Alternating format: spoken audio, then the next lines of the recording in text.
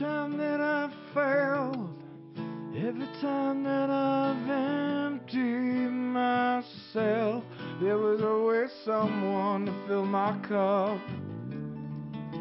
For those that I've done wrong, for those that I've known for oh so long, I'll always hold a place in my heart for you.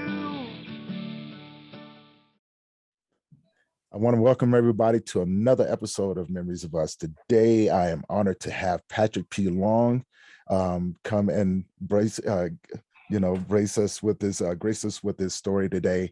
And he has such an amazing story. And I hope you guys enjoy listening to it as much as I have just sitting down and just talking with him. Patrick, how you doing today? I'm doing great. Thanks for having me on the show. This is terrific. This is the honor is all ours, man. Thank you for being here. So we talked a little bit, and I don't want to give too much away to the audience. So tell the audience about yourself and how you got into doing what you're doing right now. So how I got into where I'm at now, and the relevant parts of that.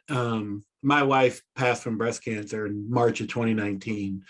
And have 4 young kids. At the time she passed, they were only 4, 6, 8, and 12. And I've always wanted to be a writer. I've actually written a couple books in the past. I never got them published, but that's always been my dream. And I've never let go of the dream over all these years. I've been writing and studying the art and craft of writing and all these other things for 20 plus years. But, in the months following her death, one of the things about her story that it's her mom actually passed from breast cancer when she was only 9 years old. So getting that, especially with kids, and possibly passing, that was like her worst fear. And then that ended up happening. And I know one of the things she struggled with, even in the recent years, just, in the last few years of her life, almost more than ever, she had one sister and they both really wanted to know more about their mom. They'd really reached a point and they went back and talked like family and friends. It was kind of funny how much it was hard to get information out of people. Like a lot of people, you'd ask them stuff and they couldn't think of stuff. They wouldn't tell them a lot. And they really struggled to get any information. And so I guess being a writer, wanting to share my story anyway, having seen her going through that, wanting our kids to know and remember her, all those things were motivations that just made me want to write our story, write a book, share what we went through and what happened. So, yeah, I started thinking about that pretty quickly after she passed. And I wrote some notes and a little bit here and there and, had ideas and the story was kind of forming in my head. For the first few months, I really couldn't write it in any degree because it was just too close. Like she had just passed. It was just too raw, too emotional.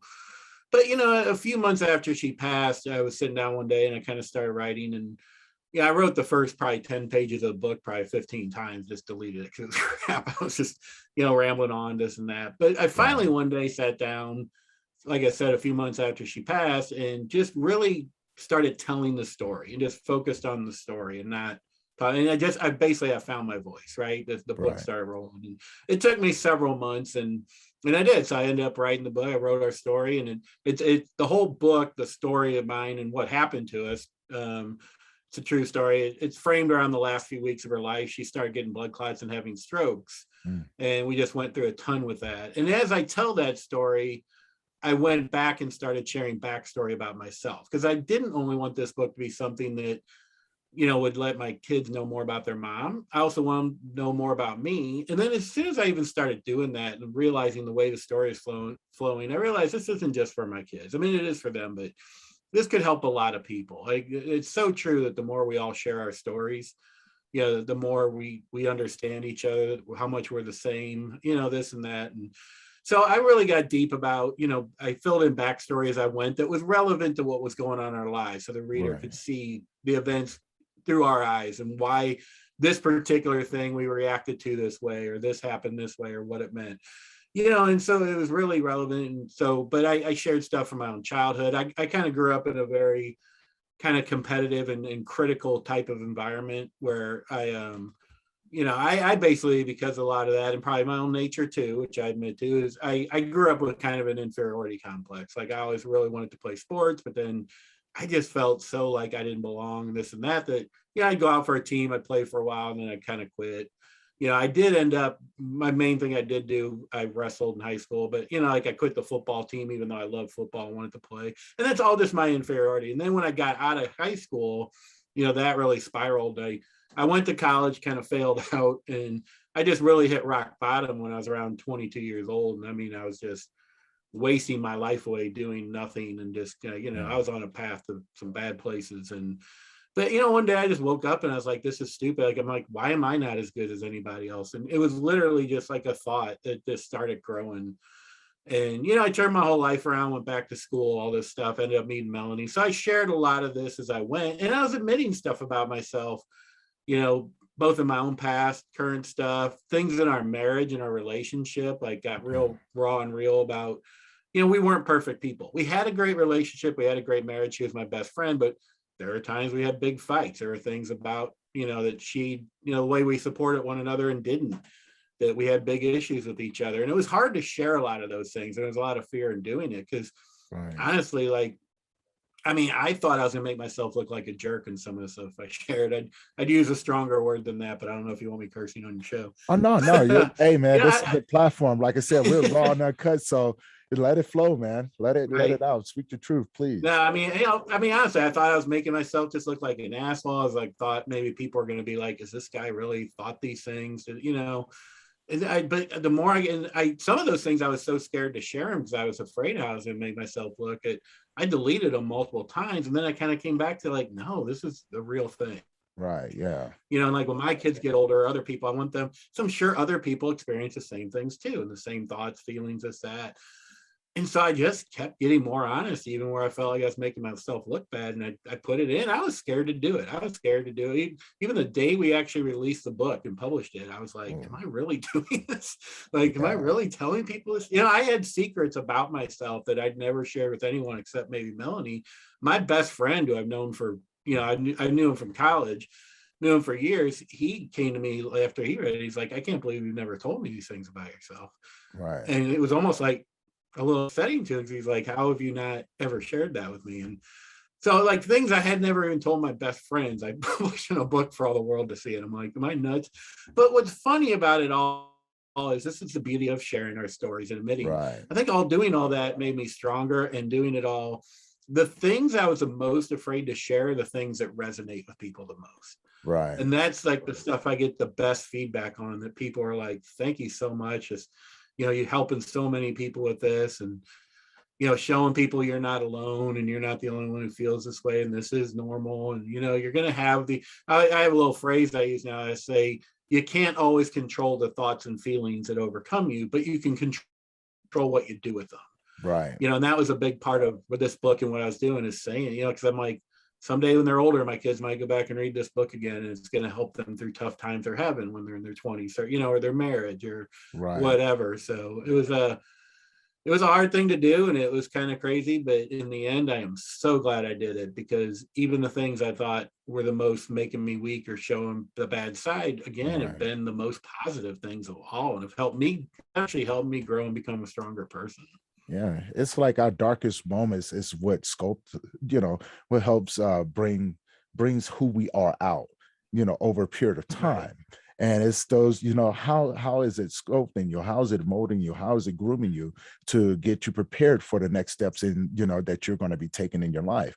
I mean, who would have ever thought, right? I can resonate with that so much, because that raw, uncut, there was things when I first started podcasting, I told my story, but I didn't tell it in its entirety. I was like, I'm afraid to say it. I'm afraid to let people know that, this happened to me. I'm afraid to share this part of me, because I don't want, my little sister, I love her to death, but there's things that I kept from her that she never understood. But when she saw me throughout my life, and only in brief moments, because I moved away when I was 15, and just like yourself, I had to go back and tell her all of these things, and it was so raw and uncut, and I didn't want to tell her because I was going, man, I wonder how she would look at me. I had that judgmental mind, right? Do you know what I'm saying? As a young man, as a man growing up in society, that's the reason why we keep it from people, because someone told us that this is what a young man is supposed to be, right? And so Right. then our closest friends, they don't know what we go through, and we don't know what they go through. And that's I think that's something that needs to change throughout the men, and it needs to start somewhere. We need to start having these conversations, because how many times have you gone up to someone, or someone has come up to you before all of this and went, I'm struggling with my mental health, another man? It's almost unheard of. Right. It's definitely almost unheard of. And you are a father, and now a single father, raising children after this. What were some of the challenges that you had to endure, taking over that role as a single parent after that? Oh gosh, it was just everything. I mean, and the thing is, and first of all, it's hard. There's just that whole, even when it was so funny, it's like I've actually still struggling with this. It never goes away. It just kind of keeps evolving and changing over time. Right. I get this summer has actually been really challenging and hard. It's just, because you're the only one and they need you for everything. And having 4 of them and they're younger, like, it's just a drain. It's so funny because I was literally just talking with a friend about this last night. I'm like, if I were to break down like my day or what I'm doing, it's like no one single thing seems like even that big a deal. Right. But when it's just you're constantly on and you're the one and it's just going, it just wears you down, drains you. And so, yeah, those mental health challenges and trying to just stay focused and upbeat and whatever, it's just hard. Like, and there were so many things like that. And so I think, and then, now it's a little different. Now it's more of that kind of long-term thing where it's just day in, day out, keeping up with it. Obviously, right after she died, the initial challenges, it's funny because I've heard people talk about this kind of thing before, and it's true. Like, right when that first happens, everybody's trying to help you out, right? Right.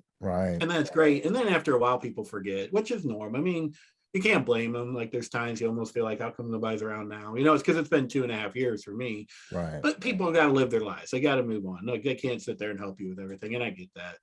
But, there were some of the challenges of even like so many people offering help. But then you have to kind of pick and choose what help you take. And then some people would almost kind of seem offended if you didn't take their help at times a little bit. And you're just like, whatever. And then, people are like dropping off food all the time. And that was great for a while. And then it's like, okay, we can't eat 7 plates of chocolate chip cookies and 5 plates of brown. Like, every one of us is going to weigh like 500 pounds. Like, right. Everybody, and people are just coming by and dropping stuff off. And it's wonderful. It's terrific for a while. And then after a while, I was literally like, I wouldn't even let my kids see it. And I was going and just dumping plates of chocolate chip cookies in the trash.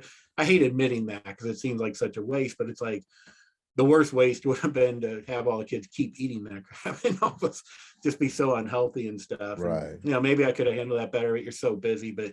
And there's so many challenges because on top of just the challenges, and just, juggling people helping or people, contacting you for this and that, and you trying to take care of your kids. Like, I didn't even know what my life was supposed to be. Like, I was just like, how am I supposed to do this, do that, raise them, like you're almost confused on like the way, because then sometimes you want to change things to like your way of doing it. And it was crazy because I'd almost be guilty. Like, I almost have feelings of guilt or like I was doing something wrong because that's not the way Melanie would have done it. Right. But then I had to be like, but she's not here anymore. It's not her thing, and you got to accept that. So it's like everything compounds on everything. And, you can't explain it almost because it's not just the one thing you're dealing with or this challenge or this. It's all the different ones combining. And, it's kind of like one thing on top of another, almost like exponential. I had another little phrase I would use sometimes talking to people. I'd say the worst thing about cancer isn't cancer.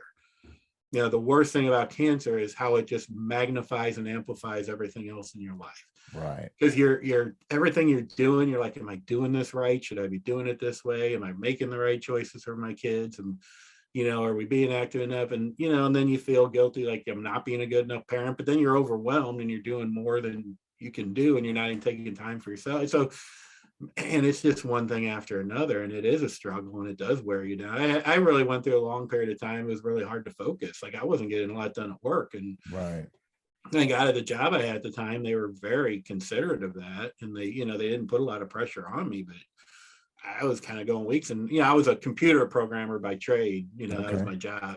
Now I'm working on being a writer and an author. But I was having projects, and I'd go 2-3 weeks and barely get anything done because I just couldn't even focus. Like I was just Right. so overwhelmed and stuff like that. And there's no one thing you can point to in a way, but it's that combination of all these different things. And then also I'm grieving her, I'm so Yeah. sad, and Yeah. all this different stuff. And I mean, for any, like, to look back on it now, this is a funny thing. We talk about men being more open and why they need to be. To look back on it now, in a way, I just think, number one, you're crazy to think you can do it alone. You Oh my can't. There's God. nothing wrong, no shame, no guilt in asking for help. Or, I let people help me more than ever with a lot of stuff. And I'll admit too, there is a feeling of like not wanting to ask for help, like I should be able to do that myself, or I could do Yeah. that. But the more you do it, the more you realize. And then somebody pointed out to me one day, and this is a huge point, I think, for guys to realize, I don't think we think about this, because I didn't, is that you're kind of denying people if you don't let them help. Like, a lot of those people who wanted to help loved Melanie, and Yeah. and our kids and our family, and they were grieving her too. It's not just about me. At least a lot of these people were her good friends, and for them to come do something for us or help us is their way of giving back and grieving and helping. And you're taking that away from them if you don't let them do it. It takes And that a was a little bit to lesson. understand. That was something I didn't understand going into it. And the more I saw what was going on, once somebody pointed that out to me, the more I realized how true it was. And it makes you more like, oh yeah, let them help, because I don't have to feel bad like I'm burdening them, because they want to do it. And you're kind of giving them a blessing to let them do it for you, you know? So there was a lot of that too. That was a big part of the path. But you got to realize, the thing is, no matter how strong you are, there's always challenges, and it's going to wear you down. This is, you think about the tough guys in our society, who are the toughest people you think of, or like maybe Navy SEALs, or military people in special forces, but you know what? They get PTSD. Like, they're not all just gung ho. Yeah. Go kill the enemy, come home, and then walk around how badass I am. They struggle. Everything you do, you struggle with. We're all vulnerable, and there's nothing wrong with that. I don't knock some military guy having PTSD. I think, like, yeah, why wouldn't you? You just went through hell. So to understand, like, it's okay to be weak, ask for help. Like, you're actually strong by admitting you're weak. And I totally, it makes you stronger. The more I've done it, the more I did open up and share these things, and then hearing other people's stories, and then they, and the more we share our stories, the more someone else, after seeing you be vulnerable, they're more okay with being vulnerable themselves too, right? And one of the greatest blessings I've had out of this whole thing isn't just sharing my story and the way that was cathartic for me, the way that helped me get through stuff, but also because I wrote the book and all the feedback I've gotten from it, how great it's been, I've gotten to hear so many other people's stories. Just like you and me even chatting before the show and hearing more of your story. It's like, yeah, I mean, we're all dealing with the same stuff. We're all in this together. It's okay. Keep hearing other people's story, because you don't just learn a lesson once and you're good for life. No, right? this is an ongoing thing, man. This is an ongoing thing, like everyone I converse with, male or female now, primarily I enjoy talking with the males, because it's a sense of giving back, open up space for us to be able to talk and be open about what we are going through. Whereas women, they're very open about where they're, what they're going through. So, and there's a sense of obligation, for myself.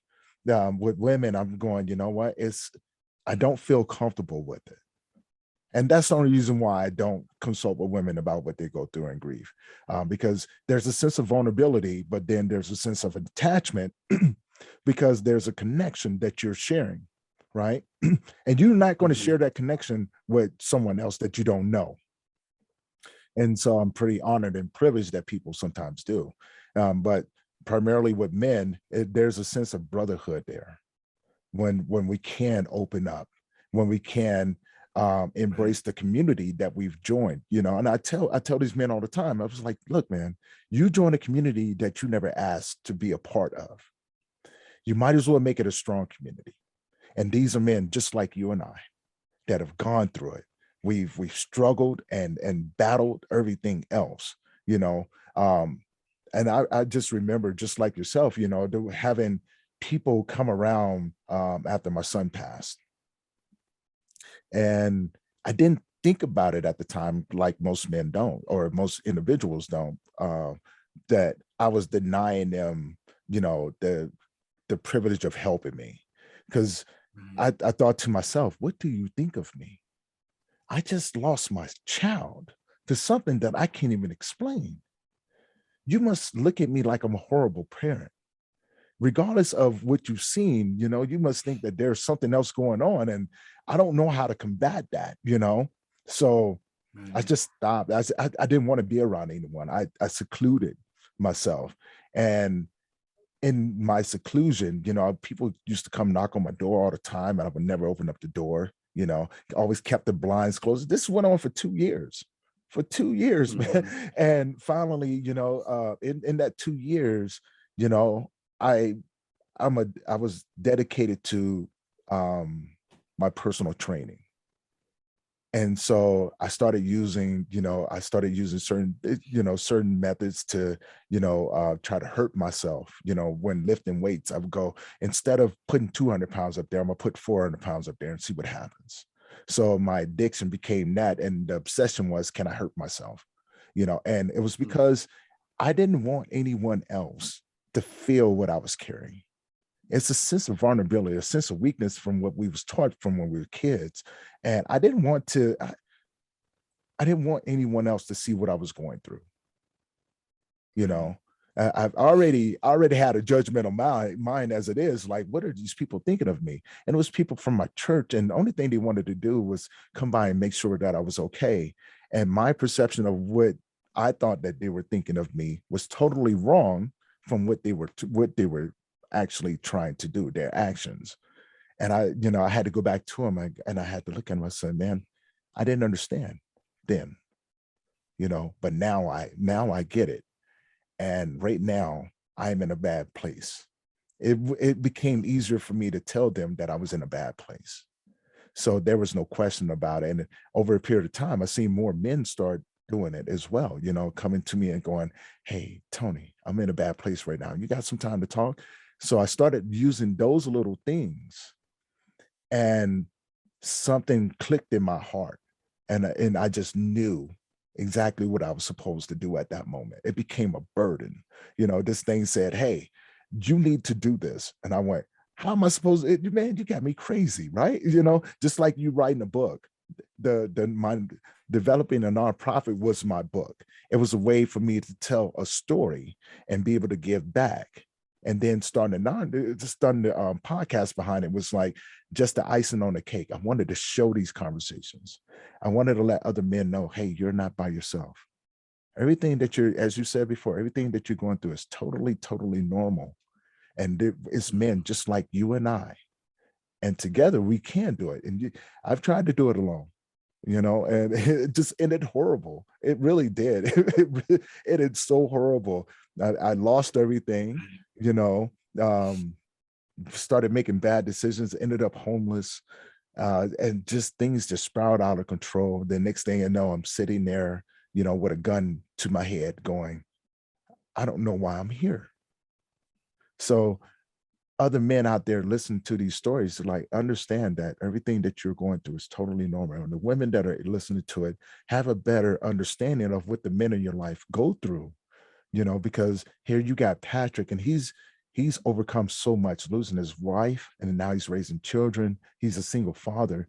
And his story just lets you know that it's possible. You can do it, and we're going to jump back into how it is, how did the process of losing your wife affect you and your family afterwards? If you don't mind, if it's too much, you don't have to, but, could you share a little bit of that? Sure. I mean, the more I've shared, the more I'm totally comfortable doing it. Like, I've reached a point where I don't mind. I'm kind of an open book. Okay.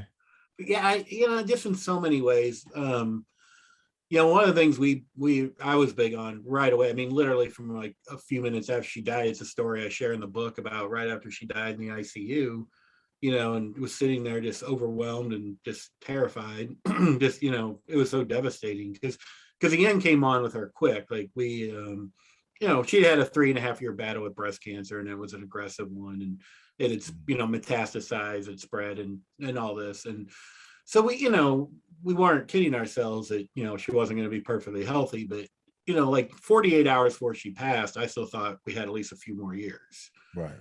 And then the end came, it just came quick. Like her liver failed, and within 24 hours she was gone. And so I'm sitting in the ICU, and I'm just devastated. I'm fearful. I'm like, how am I going to handle all this? It's all these just negative thoughts just pouring over you, and just fear and everything else. And one of our friends walked up to me, kind of gave me a hug, and was like, they all call me Patty. My name's Patrick. A lot of people call me Patty. But one of our friends goes, "Hey, Patty," and she just goes, "What are we going to do?"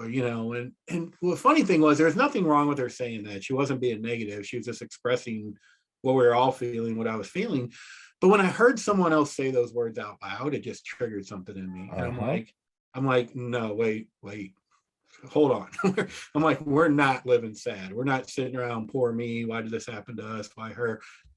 I mean, there are those questions, but it's like, we're not like, and so I was immediately like, we're setting a positive tone, we're moving forward, and immediately also realize how hard that is. Right. It's easier said than done. Way easier. And one of the things, a huge thing I've come to, and I share with people, and it's a lesson I share all the time, is I almost don't like people are constantly telling you, be positive, right. You gotta have, and I'm like, I don't like using that word, and nothing against it really. But I'm like, you can't be positive all the time. You're setting an expectation. No, the word I would use is constructive. Be constructive. Like, try to just keep getting stuff done. You can be constructive and be mad. Like, you can have some negative thoughts and be pissed off and just be like, but I'm still going to take care of this, Right. And I think that really framed, I thought of it as a positive tone at first. That was the words that came into my mind there in the ICU and what we did. But I was like, I'm not going to sit around with my kids just crying about this all the time. And, I'm going to set a positive tone for them, for us, for our lives. And Melanie was a very positive person. We had a lot of fun together. So I knew she'd want that. And so I think that what really affected our families moving forward is just that. Like, we didn't ignore her. We didn't like not talk about her, but we also didn't focus on it all the time. Like, we didn't sit there and just constantly be like, oh, she's gone. We were more just, I'd give them opportunities to talk about it if and when they wanted to, but then we'd also always turned it back to something positive, a funny story about her or something. Right. And then kept being active, kept doing fun stuff, went on a little trip and went to a water park. We're just getting out and doing stuff, enjoying life, saying life's still going to be fun. We're still going to be, we were always an active family, like to get out and do things. But that's also a challenge because that takes time, especially when you're the only one and you're doing it all alone. Right. So I think, but I think setting that positive tone, again, to be constructive and to keep moving forward, not live sad and sit around and feel sorry for yourself was just a huge decision. And yeah, it was an effort. Like, every time you feel like you're turning around, it's like something else is going wrong or coming up that just, that's why it's, again, what I kind of said earlier, one of the other big lessons in life I've ever learned is reminders and reinforcements.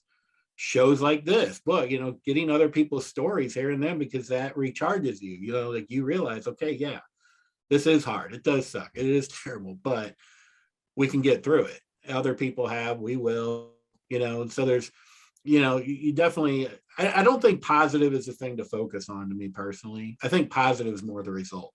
Right. Yeah. You keep being constructive and keep just getting things done, so you're forming a good life. Positive will be the result. You'll feel positive because you did that. But I don't like to tell people be positive, because I just think you're almost setting them up for disappointment, because things aren't going to be positive. That's the one thing to realize, like, for guys, men, like, when we're sharing stuff, just realize you're gonna feel like crap a lot. Oh yeah. You're gonna have negative thoughts. You're gonna be overwhelmed. You're gonna feel like you're doing everything wrong or worse, all these bad things. That's okay. That's normal. That's life. It's having the tools and the mindset, and the things to deal with it the right way. Right. And keep turning it around and keep those constructive feelings, and thoughts and tools, at your disposal. So because then you get better at it. The more you do that, it almost becomes like like in sports, coaches always tell you about your muscle memory. Yeah. Like when we're wrestling, that's like, if you do the move enough times, you start doing it finally without thinking about it. Right. And it's kind of the same way with this. It's like a psychological muscle memory, right? It's the more you keep developing those tools, the more now I more quickly realize when I'm getting negative. Right. And I catch myself doing it. I'm like, okay, stop. I know that's true. I know this is hard, but we'll find the way to get through it, right? And you're better equipped than, first to recognize it, and then second to deal with it and, move forward. And, and that's just so huge. So like, things I'd suggest to people, inspirational quotes, put them up on the walls in your house, or have your own little personal mantra, write notes to yourself and review them all the time. Another thing I do is, some of the books about this kind of stuff, like people like Tony Robbins, Jack Canfield, there's a ton of them out there. I read some of them, and then I also got to a point where I was so busy with my own books and doing stuff, I didn't really have time to sit there and read them. But I ended up getting the audiobooks, and I listened to them in the car. Like, so I'll drop the kids off at school and then go listen to a book like that, to kind of keep, even if it's just 5 or 10 minutes a day, every day, to be doing something. Right. To set your mind right, to stay on that track, to keep focused. Those reminders and reinforcements are huge, but that was a huge part of my story. And like, I was doing that right off the bat, almost from a few minutes after she died. But at the time, it was more, I was just doing it, but I didn't realize like the system, like, you know what I mean? Like, I realized the things I was doing, but then I started seeing the bigger picture and realizing how it's sort of a system, and how to share those lessons and break them up and understand what's going on. And, if you do that and you do it sort of systematically, and you have these tools and these right ways of doing it, it starts becoming more at first it's hard to do some of this stuff. It's hard to explain, but some of the stuff, like, you'd listen to some of those books and they'd be like, oh, you should be doing this or setting these goals. And I'd be like, I'm not doing that. Come on. But then after a while, you're like, okay, I get why they're saying that. And then you gradually just keep doing it, and it just becomes more natural, and it feels right. You start understanding why you need to do all these different things. But and it becomes less overwhelming and easier. It just becomes your normal habits and routines in your life, kind of, in a sense, after a while. That's kind of where I got. Yeah, that's very true. I did something similar to that. I started reading books because no one taught me what grief was. And I wanted to understand what it was. And most of it was things that I had floating around in my head that I didn't quite understand, but I wanted to understand it. Right. And when I started reading the books, I noticed that there were more women that had written books on grief. So it was like a foreign language to me, because I was going, I didn't experience any of these. But then I started understanding too. I was going, okay, she's writing from her point of view. Right. Of course I don't understand that. That's not what my grief looks like. And it was like something inside of me saying, hey, you need to do this. So I knew that listening to motivational speeches was my safe haven. It was where I can go and have peace of mind and be at calm.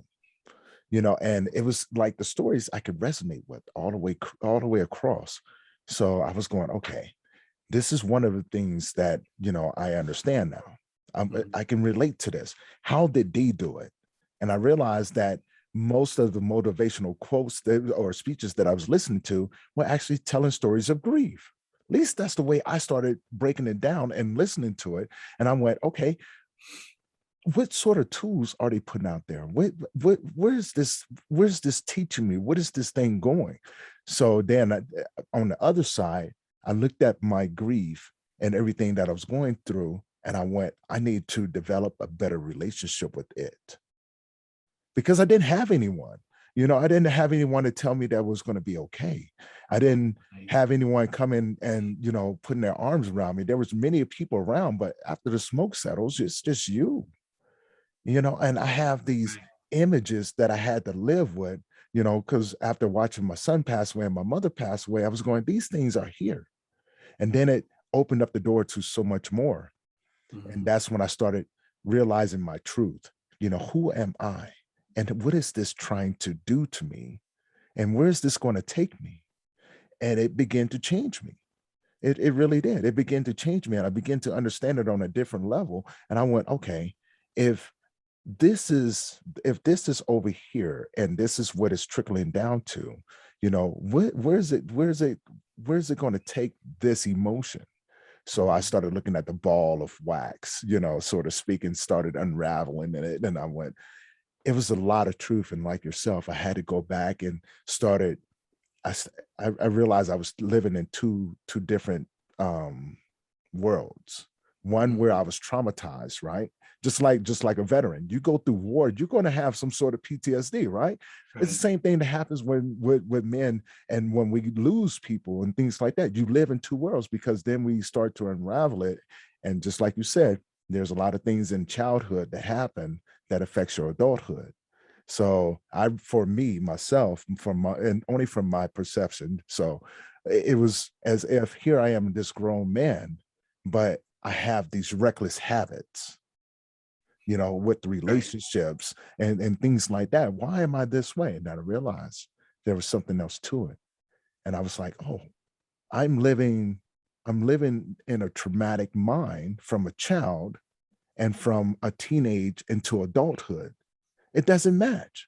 The adult wants something better than a traumatized child, but you have to go in and start healing from all of that stuff as well. And it's like unfolds.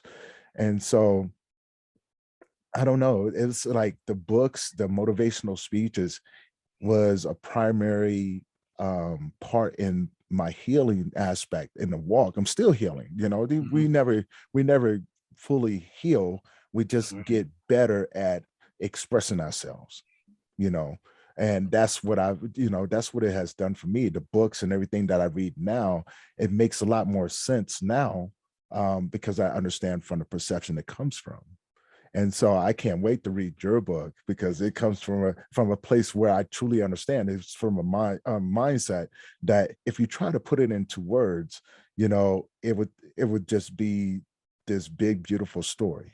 And if you tried to tell it, it would take you forever, because it changes. Like you said, it doesn't normally stop. It just changes, and it switches up on you, shows you something different. And I think that's amazing that you've been able to write a story, write your story on those many levels, because I think that's what's missing. And men need to start understanding that too. Like everything that you've gone through, it is who you are. And whatever you do with it is what you choose to be. And so, you can take it and use it in a positive way, or you can take it and hide it to yourself and have to suffer in silence. So we talk about the mental health aspect. We talk about all these different things when they're going through the process and everything. Was there one, and this is, if you don't want to, you don't have to, but I always ask people, is there a memory that stands out to you that makes you smile? That you share with more people, that share with people more than others? Oh, there's probably actually a bunch of them. Some stuff I shared in the book. Like, my wife Melanie was a an incredibly outgoing person. She had this gift that very few people have, just to be able to connect with people. She could connect with complete strangers in minutes and have them sitting there sharing their life story with her. And it was crazy to sometimes to watch her. I used to joke, and I used to call it the Melanie interrogation, because she would just start asking people all these questions.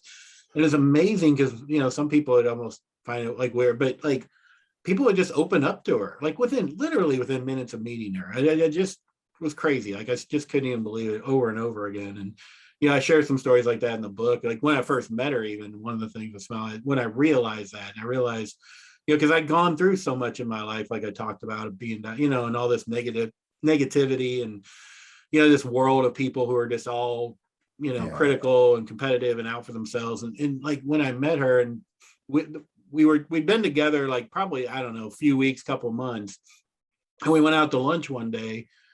And I'd seen her kind of do this before. This is the first time I saw it go this deep, but she just started talking to our server, the waitress she had. I don't even remember if it was a man or a woman, because this happened so many times over the years. They all blend together in my head. But I do remember we're sitting there, and she just started asking this person questions. And again, they got into this discussion, and I'm sitting there, and it just went on. And then the server like goes and does a few things and would come back to our table just to keep talking to her.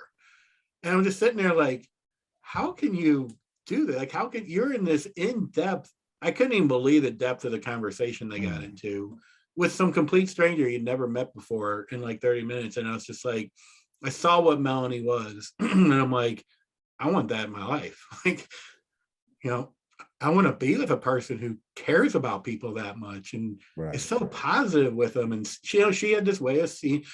Don't get me wrong, she wasn't a pushover, or she wasn't like that I'm too nice kind of a person. Yeah. She was also the kind of person who would call bullshit bullshit. She wouldn't put up with, you know, people being like mean or rude. She hated rudeness. She could not stand rudeness, and she'd call you out on it. But at the same time, she saw the best in people.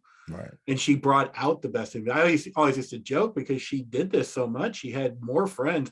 I still to this day don't understand how she kept up with them all. And I used to joke around, and it's really not a joke. I'm like, I have 4 friends, she has 4,000. And we were even talking, like when she passed, I was talking with a couple of friends, and I'm like, we were amazed when, you know, at the funeral and stuff, people coming up, how many people were like, Melanie was the best friend I had. Like, how can that many people all see this same person as their best friend? You know what I mean? Like 50 people must have said Melanie was the closest friend they had or the best. I'm like, how did she have time for those 50 people to make them feel that way? Right. You know, like, how did she even keep up with that? It was just, I don't, to this, after living with her, you know, dating her and knowing her for 22 years, 19 of that being married, I still kind of don't understand it. But it makes me laugh. It's beautiful because she was such a beautiful person in that way.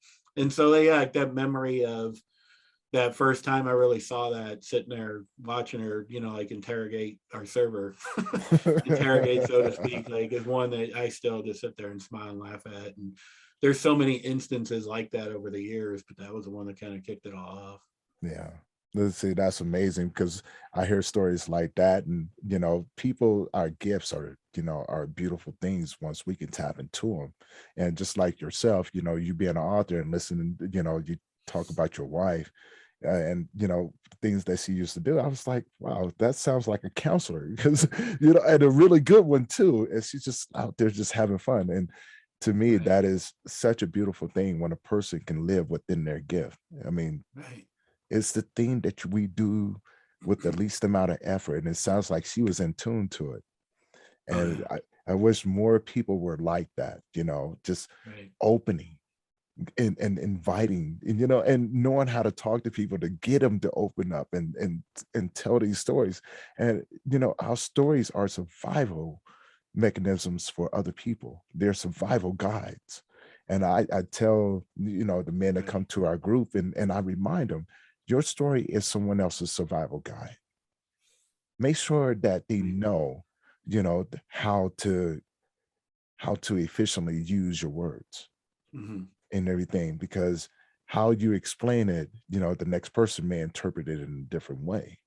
So I just tell them to speak your truth, man. And that is truly amazing. My heart is warm on that one. I was going, wow, man, it's Yeah. just so many beautiful memories and things like that. So tell people about your book. What is your book called and where can they find it? Well, the book is called Ordinarily Extraordinary. This is Uh, it right here. There's actually a big blow up of it right behind me too. But you know, a couple of things I'll tell you about this book. Ordinary.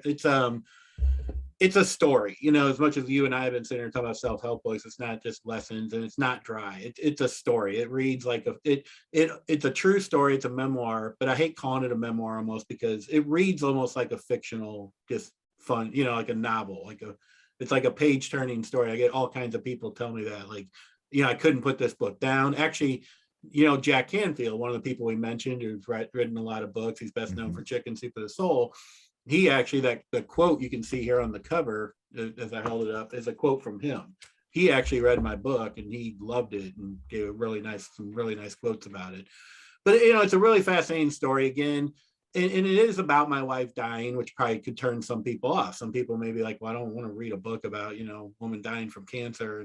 But at the same time, it's not sad. It's really more uplifting. Mhm. And we had a lot of humor in our relationship and stuff. And it reads like a story. And it's you know, people tell me that how much they're surprised how much humor was in it.